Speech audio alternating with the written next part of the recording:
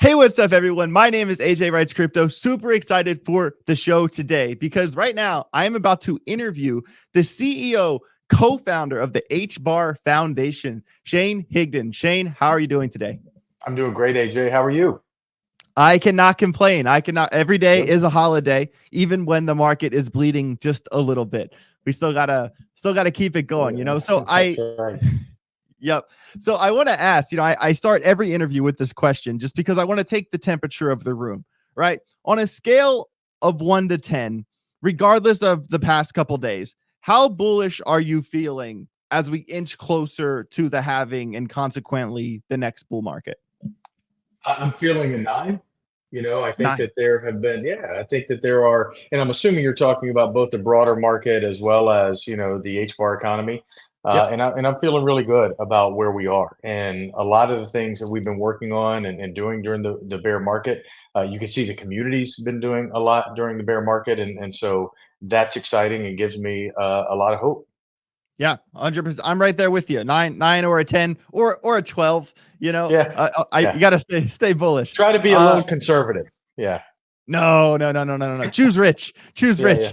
rich. So, you are the co-founder and the CEO of the HBAR Foundation. And it might seem basic to ask, but for people who don't know, what is the role of the HBAR Foundation? And specifically, what is your core focus as the CEO? So our role is to build the HBAR economy, right, and the ecosystem around Hedera. We've been doing that now for the last 3 years, and at the same time, we've also been building an operation to be able to effectively evaluate and give grants and investments. And so, at the end of the day, my role is to kind of marry a lot of the outside community with how we need to operate inside. I'm sure we'll get to it, but we've done a lot of that and we've changed, operationally, with how we've structured things, and we continue to try to be as nimble as possible as a quote unquote startup, to really continue to align ourselves to key market areas. Yep, totally. That makes complete sense. So, in the past, I've heard you kind of mention, the infrastructure build out and patching holes in the ecosystem. Specifically, I want to know, what do you still see as missing from the Hedera ecosystem, and what can we do to patch those holes? Yeah, so some of it we've been patching. So recently we announced, both Pyth and Supra oracles, Yep. on chain. That should help us in our DeFi ecosystem. We've had a native bridge, in Hashport that's, on Hedera. We need to continue to expand that so that, we can make sure that we're adequately providing services that bridge assets across multiple networks, multiple currency types, et cetera. In addition to that, credit markets, right? So this is an area where buying and lending on Hedera would continue to further our ecosystem, all of which we're focused on. And then lastly, I think continuing to tokenize real world assets. We've had some tokenization of real estate funds, tokenization of money market funds are Mhm. starting to really take shape. You saw that in Aberdeen's announcement when they joined the council of tokenizing their money market fund. There are others, and we're continuing to lean into that area of tokenized assets. Certainly. I think I saw some study that, like, right now the crypto market cap of RWAs is in like the ballpark of like 300 billion or something, but by 2030 it's projected to be 15 trillion. So I certainly 100%, you have to lean into that. And so, like, what is that push from Hedera? Like, what does that look like to get your bit of the market share in the RWA sector? Yeah, great question. So real world assets, oftentimes today aren't highly traded, right? So you're Right. tokenizing them, and a lot of the things that you'll see us and maybe even other chains announcing are really proof of concepts. So a lot of the large institutions are looking at, how do I make settlement easier? They're less focused on what services do I offer to retail users, buyers, et cetera, and how can I get 30, 40, 50 basis points more per transaction in settlement on the back end. And Right. so that's why, when you tokenize real world assets, particularly real estate, and some others, you're not trading them as much as you typically would other types of, stocks or, other types of asset classes. Yeah, I'm especially interested to see the growth of that. I mean, I could sit here with you and talk about RWAs for an hour, but I do want to stay focused on For sure. HEDERA. And, it's hard to ignore, how that HEDERA's focus, is encompassed around, the enterprises and the institutions. And how well placed do you think HEDERA is to capture more institutions? And why do you think HEDERA is the best fit for institutional adoption? Great question. I think, when you think about enterprises and institutions, I think you're using those words as they're, call it enterprises that aren't financial and then institutions being financial, right? Yes. Large Yeah. banks, large financial services, right? And so I think we are keen and really the best partner for both. One, largely due to, our speed and scalability of the network, right? And we don't need to shard to get, to 10,000 TPS, et cetera. Two, our low and fixed fees, right? The fact that, HCS and HTS are fractions of a penny, I think make it really important for both enterprises and institutions. Why? Everybody's focused on costs and expenses, right? And Yeah. if you can make sure you understand what services, what products you're going to be delivering and what they cost, that's really, really important. You can never really model and expect what the revenue is going to be of a new product or service, but you understand what you're going to spend.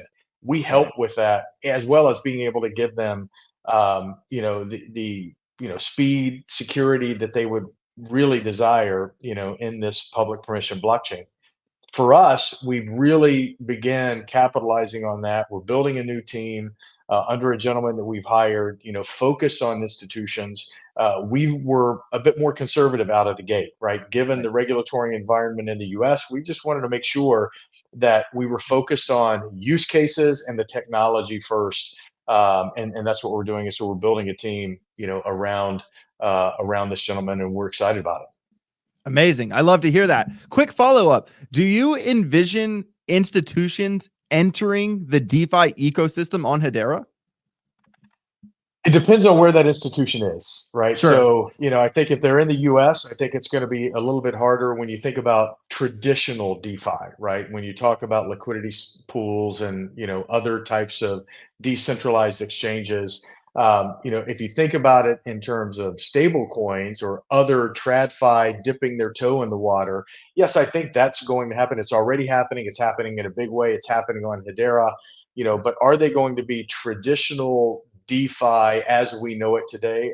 I don't really think so, but I think DeFi will evolve into something that's a bit of a hybrid between where we are today, a little bit more speculation, and where TradFi is today with, Yep. a little bit more, guaranteed yield on whatever instrument that you're investing in. Yeah, I'm right there with you. Not to go too far off the track of our conversation here, but I kind of feel like that is why, the SEC is kind of stutter stepping with the Ethereum ETF, and why they're now all of a sudden coming out and saying that, hey, Ethereum is a security, because, they can control Bitcoin, but Ethereum is at the heart of DeFi, and like they can't control DeFi. They only wanted to give us what they can tax, and they can't tax DeFi as it currently exists. So what you're saying, that you hope that there's some evolution in DeFi between like now and then, or whenever the Well, rules look, are I actually. believe there will be. Yeah, I believe Yeah. there will be an evolution, right? And I think that where something starts isn't where it ends. I mean, look at Right. Amazon. Amazon was a bookseller. Now they're the largest cloud provider, and they do so many other things. Yeah. And so, when you have a team with that type of vision, and some of these teams that have built dexes on our chain and other chains have incredible vision, and we want to continue to support that and let those entrepreneurs, those visionaries, really take us to where their vision is going to lead. Totally. Totally. So Shayne, I do want to dig a little bit of alpha here. I think you mentioned it a little bit earlier back, but I want to keep digging. So does the HBAR Foundation, are they having any, conversations with leading financial institutions in the works, or are there any team members dedicated to specifically that type of adoption? Is that the person you mentioned earlier, or would that be something else? Yes and yes. Okay, And perfect. so, yeah, the answer to both of those is yes. And we're excited about the conversations. We have continued to focus on the largest institutions and enterprises in the world, and this is global. And so we're excited about that.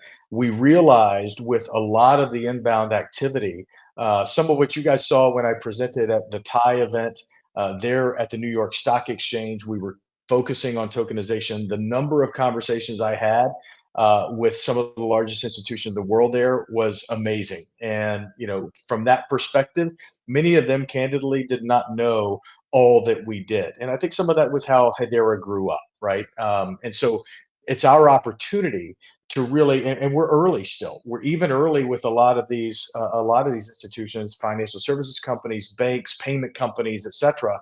And so a lot of them have small digital asset teams that they're just doing a bunch of proof of concepts to try to even understand what their product market fit should be for their new service. And many of these have established businesses. And so for them to move into leveraging a Hedera as an example, they have an innovation agenda, but it's also disruptive. Oftentimes it's disruptive to their existing business, and they have Mm, to think about what that means, particularly if they're a public company. And so from that perspective, these conversations are happening, but we needed more people having these conversations day in and day out than the team members we had, and we needed it focused, in both the U.S. and Asia, as well as the U.K. Those are kind of the three large geographic areas. There are others, but those are the three. And it's been exciting to watch, and we're hiring. So if you have that Wall Street background, we're continuing to focus on how do we round out that team to make sure we've got the proper coverage of that industry segment. right. And I just kind of want to zoom out for the audience here, just to like make this clear. I know, Shayne, that you can't speculate on price or anything like that, but I can. But I can. And I asked Shayne, everybody, like basically I asked, what are are you having conversations with leading financial institutions? And are there team members dedicated to doing that? He said yes and yes. This is what we want to be hearing as the audience, as the community from HBAR, that these conversations are happening globally, as you mentioned. So I'm really glad to hear that. So also, so the HBAR Foundation has been around for, I think, almost 3 years now. And and of course we will always talk about the enterprises and the institutions. Like that's a large focus of Hedera. But how do you envision evolving the relationship between the foundation and the community? Yeah. So we have, from the beginning, when we started the foundation, if you recall, we announced the 4 funds that we had: the crypto economy fund, we called it the metaverse fund, the sustainable impact fund, that fund focused on ESG, and then payments and fintech. And we were Okay. really trying to align to, key market segments. Crypto economy was really about building the infrastructure that we needed, right? Getting a Coinbase listing as an example, which we did, making sure that we had a bridge, which we did in partnership with Hashboard, making sure that, we had a lot of the on-ramps, off-ramps, wallets, exchanges, centralized exchanges, et cetera. We still have some work to do, and you're going to continue to see announcements from us as we continue to get more and more support of custodians and the like. And so to but we are straddling as a network a community of folks that are artists and builders, and they're doing some incredible things on the network. Lending platforms. Some are doing meme tokens and other things, but they're exploring, and we want this chain to be that. While at the same time, we want some of the largest enterprises and institutions in the world to feel confident that this is a mature chain for people to come and build real world applications, as Yep. evidenced by the likes of Hyundai and Hitachi, which is a new council member, Mondelez, which is a new council member that's building a supply chain application. I could continue to Yeah. list. And so, Yep. but with this said, the community has been really vocal, and we've listened at their belief that there are projects that they think need to be funded. Now, one thing that we've done is we've wanted to be really capital efficient, knowing that, we got, 5.35 billion HBAR. It didn't come in one lump sum. That was every quarter we got an amount. I Okay. think we got our last quarterly distribution, a couple of quarters ago. But that was something for us that, we got all of that. And at the time, the token price, was on average around 40 cents. So it seemed like a lot of money. Then crypto winter hit. And so we were focusing on, okay, so now all of a sudden, a, $50,000 grant at a 40-cent price isn't necessarily sending you a lot of HBAR, right? Right. But that's okay because at the time there's still fixed fees. Then all of a sudden, a $50,000 grant at a 5-cent token price, that's a lot more HBAR you're sending Right. someone. And so we had to really think about how to manage all of that. And so there were projects that we missed. There were Right. projects that we needed to reprioritize. And so some of them are great quality projects that the community is aware of that we weren't able to get to. And so to that end, there's an area where we believe, and we've talked to a few community members, but we believe there's an opportunity to fund a DAO. And so we're Mm, excited about that. That's not that's awesome. something, we've done before, but it is something we're going to do. And so, Wow. that's a little bit of alpha for your audience that, and I'm sure there are folks that have some ideas, and there's a lot of, contemplation that goes in that, but Uh-huh. we want to do the right thing, and we want to, crawl, walk, run, right? So, let's figure out how to do that. We want to certainly, fund that and be a part of it and make sure that the community feels empowered to make some of the decisions. We're only, on average, over the last 3 years, AJ, we're only 25 people in the foundation. So when you compare us to when you compare us to other chains where they've got 175 people that have both R&D, right, and Right. then they've also got grant giving and they've got the network management. We're not a ton of people, and so to do what we've done, build some of the processes we've done, surely we've missed some, but we've tried to be capital efficient and not over hiring. And try to focus on the things that are going to add value to the network. We believe the partnership with the community is going to be key to the next phases of growth and certainly into this bull market. Yeah, and first of all, the HBAR community, aka the HBAR barians, one of the most ravenous, contagious groups of For people sure. in crypto. I mean, that relationship is already there, and the fact that you announced that a DAO is coming right here on this interview, I mean, that's massive, and people should certainly get behind that. And speaking of community, in every big interview like this that I do, I ask my audience, if they could ask you a question, what would they ask? And I said that for this time that I would pick my favorite question. I'd give Okay. that person credit, and I'd give them $100 in HBAR just because why not? Right. So the winner for this time is Babushka at BSTGTY. And his question for you, Shayne, is if you could change anything about the previous grants of the HBAR Foundation, what would it be? Um, so I don't know that it would be a specific grant, but I think Okay. it would have been the way that we grew the HBAR Foundation. I mean, when you Okay. look at, and if you've operated companies before, you oftentimes start with something small, a product, a service, and then you expand it. You expand it to a different audience. You may expand it geographically, but you don't do all of that at one time. We Mhm. did that at the HBAR Foundation. We literally all in one fell swoop. We had people in the UK, we had people in Asia, we had people all over the US, and we also tried to roll out 4 funds at the same time. And Wow. I think, I certainly saw the market. I felt like we as an ecosystem were behind the market. And I think we, bit off a little bit more than we could chew initially. I think we Sure. rallied because at the same time, we were also having to build systems in the back end to be able to manage all of these opportunities and to Mhm. be able to provide and create a diligence process that was detailed, that Yeah. allowed us to feel comfortable with who we were giving grants to and what their projects were going to do. We tried as best we could to get to the heart of every entrepreneur and builder that wanted a grant. Right. In most cases, we've done a good job. We've certainly seen some mistakes that we've made as well, and Sure. we've tried to learn from them, right? And we've asked ourselves more questions. Could we have done things differently? Could we have done more diligence?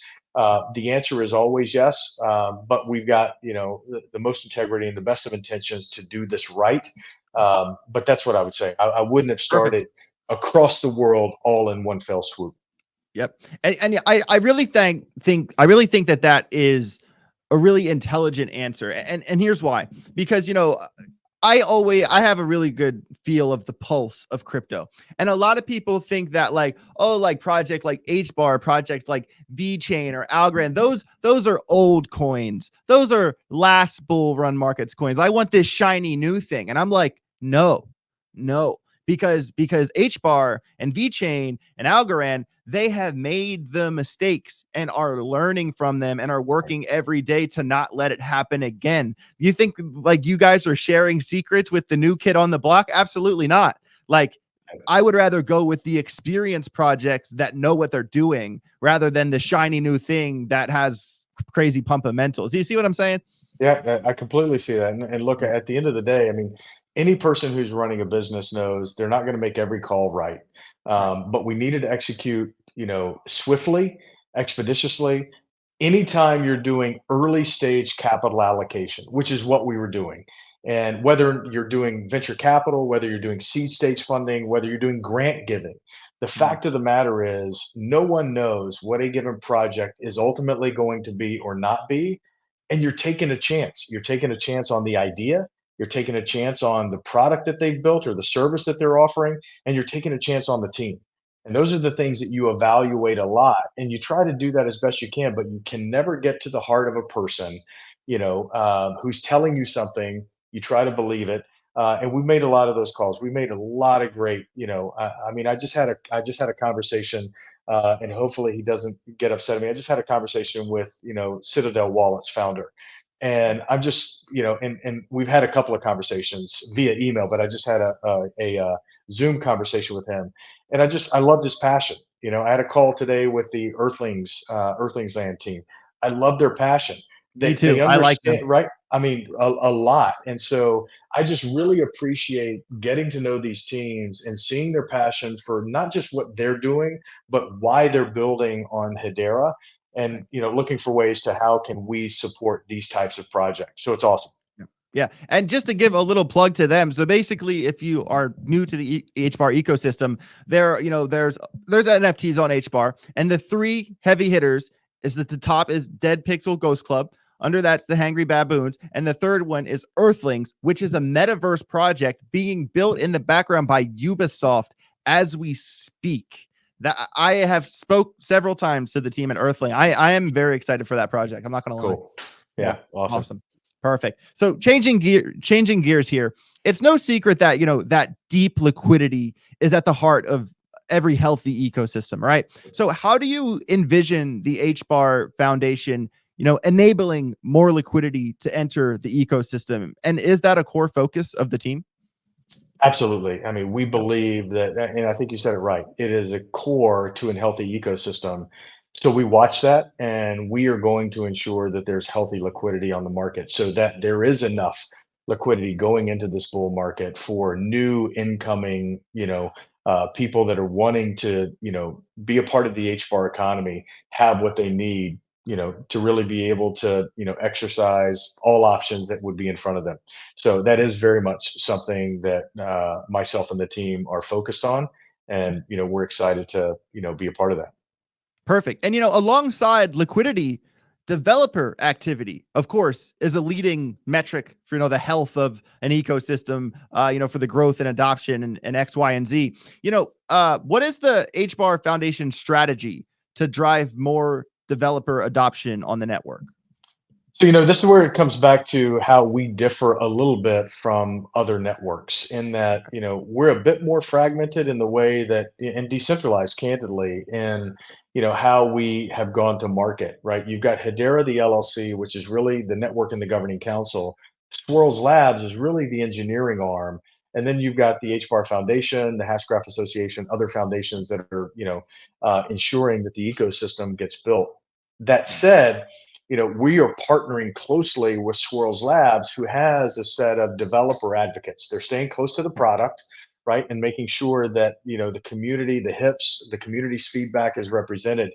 That said, I believe we need to contribute more than we have to date. We have not had a developer focused part of what we've done. We haven't had Yeah, developer evangelism. We haven't had developer community management. We haven't mm, had technical, outreach and evangelism. And so right. that's something that we're going to be doing this year. And you're Okay. going to start seeing more and more content in concert and in collaboration with Swirls Labs. You're going to start seeing that more and more so that we can build and grow the developer ecosystem. The other thing we're doing is we're talking to grantees and that we are already engaged with and or going Mm, to engage with, and asking them as they engage with open source on Hedera, are there areas where they believe they can contribute open source for the public good, not just for their product or service. So really trying to make sure that we partner with them to continue to grow the open source code base on GitHub so that this becomes a richer environment for a developer to live in. yeah, for sure, for sure. I'm sorry. I got something in my eye and it has, I don't know if it's a little bug, like, I don't know, but it's Okay. driving me crazy. Let me take 5 seconds here. Yeah, no sweat, no sweat. Ugh. I might just leave this in the interview to let them know how silly I am. But okay. All right. My All good. apologies. Hopefully I got that out of my eye. So, Shayne, we did speak on X a little bit before our interview together here. And you said that you wanted to, focus on strategy and your vision relating to the shifting market conditions. So, how is your game plan evolving with the shifting market conditions? Tell me about that. Yeah, so I've hinted towards it, today. One is, we really, as we said, we talked about the four funds that we previously had, and we're making sure that we've got more focus on institutions than we've had previously in these use cases that some of the largest institutions, financial and other, are building in the world. We want to make sure that we're doing that. Some of this, Hyundai is one that, came from our team, that's building on top of Hyundai Kia, building on top of Hedera. They're not a governing council member, but they're going to be bringing one of the largest use cases, on the network. And so we're excited about that. We're excited about what they're doing. But we also know that the financial markets, given the approval of the Bitcoin ETFs, are feeling a little bit more comfortable in their investigation phases. And so what we're trying to do is we're trying to identify those organizations that have innovation agendas and really, really work with them to understand, how are they thinking about using this new technology in DLT to offer better, faster, cheaper services and make more money ultimately from their customers. And then the second area is just as I just said, on the developer ecosystem side, right? Electric Capital comes out with a report that shows, developer ecosystem growth, and we've had wonderful growth. I think it was like over 200%.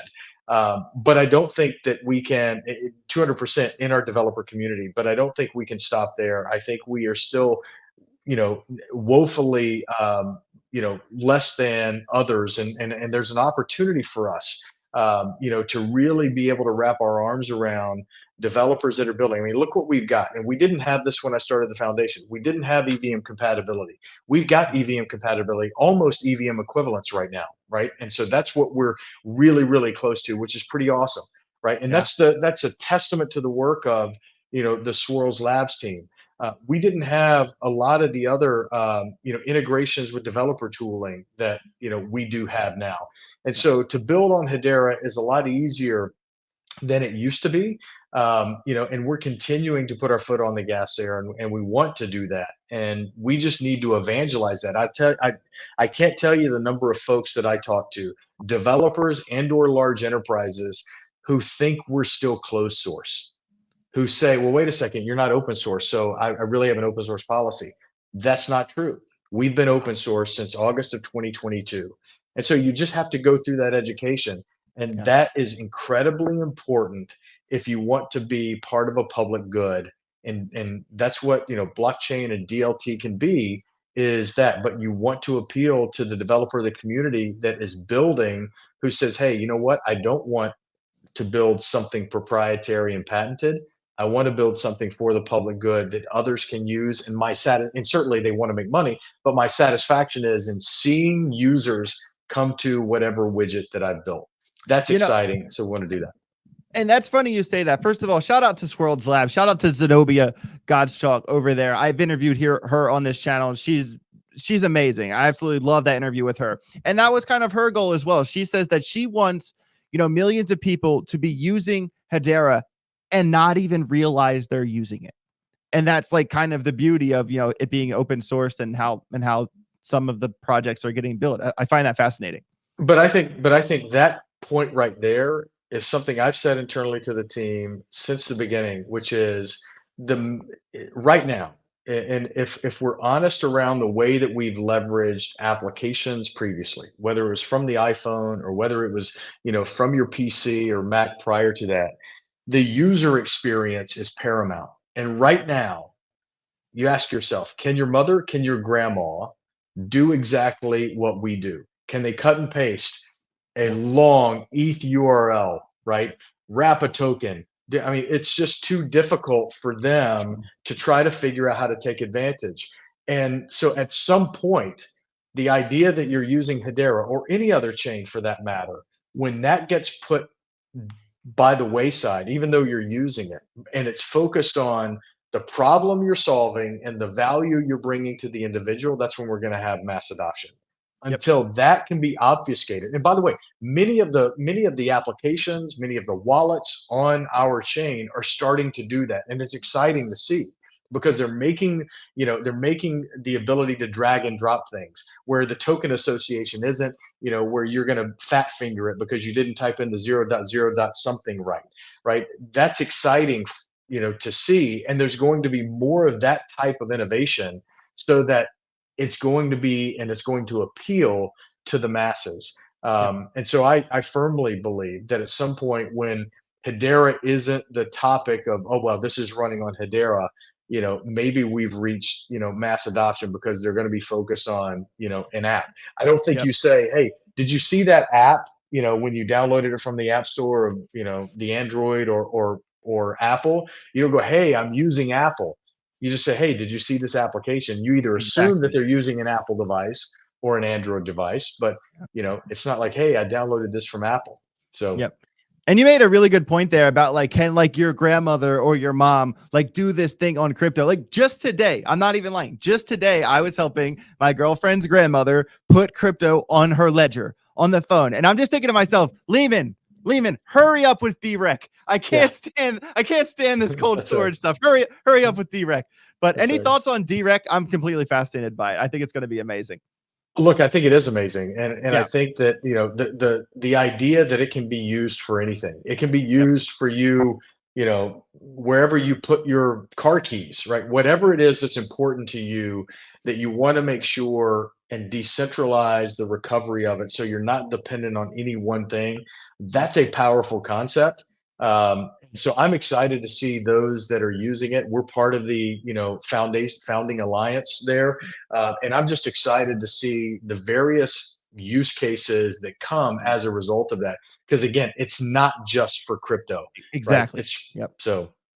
Yeah. I was lucky enough to see Lehman speak in Atlanta about DREC, and cool. That's where I met him and everything. And people, that's next level stuff. I don't know about like the timeline on anything, and I know it's still being built, but that is very, very impressive. So Shayne, I do want to say, first of all, man, thank you so much for spending your time here with me today. I really do appreciate it. Thank you so much. But one question before we go, without talking price, where do you see HEDERA in 5 years? So I see us, doing over $60 million in network revenue, probably more. I see us certainly doing well over, 10,000 transactions a second. Right now, and what we're really modeling, we're at 13,000 and some change. And so we've got some things, and don't get me wrong, we have a long way to go, but a lot of the activities that we're working on, some of which are public, some of which aren't, I think are going to get us there. And so to me, the next 5 years is an exciting time, continued innovation across the industry, across the segments, new use cases in industries like insurance and others that, aren't there today. It's exciting to see, and it's going to be exciting to be a part of. 100%. Shayne, thanks so much for coming on the channel today. I You're really welcome. appreciate it. Everybody out there, Shayne Higdon, the CEO of the HBAR Foundation. Make sure you smash the like button, comment whatever you thought about the interview down below in the comments. Make sure you subscribe to the channel if you haven't already. My name's AJ Wrights Crypto. Get rich or get wrecked. Later. Thanks. Appreciate it.